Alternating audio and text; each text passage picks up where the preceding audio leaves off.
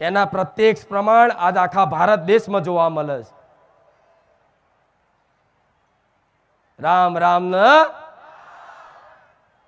हर घर में एक ही नाम एक ही नारा मेरे भारत का बच्चा बच्चा આવું સાંભળ્યું બધાએ? તો આ રામ યુગ આવ્યો છે. ભલે કળિયુગ રહ્યો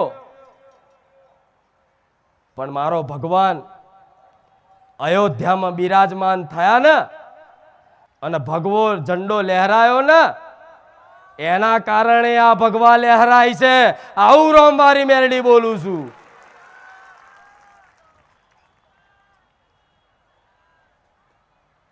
તો આવા મારા ભગવાનનું આટલું પવિત્ર નામ જો કોઈ ભાવિક ભક્ત લખી અને મારા ધામમાં અર્પણ કરે ને તો વગર માગે અનુભવ કરાવીશ. વિશ્વાસ રાખજો.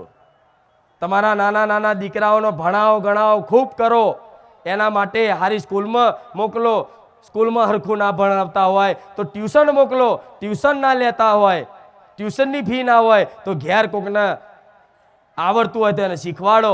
એને ખૂબ ભણાવો ગણાવો, એને મોટો બનાવવાની પ્રયત્ન કરો. પણ જોડે જોડે મારા રોમનું નોમનું ભજન કરી લેજો. એ નાના નાના બાળ નહીં તે રામ રામ લખવા આલી દેજો. જો એમનું જીવન આખું પરિવર્તન ના કરી આલું અને તમે જે વિચાર્યું હોય કે ડોક્ટર, વકીલ કે એન્જિનિયર ના બનાવું તો મારું નામ મેલડી નહીં.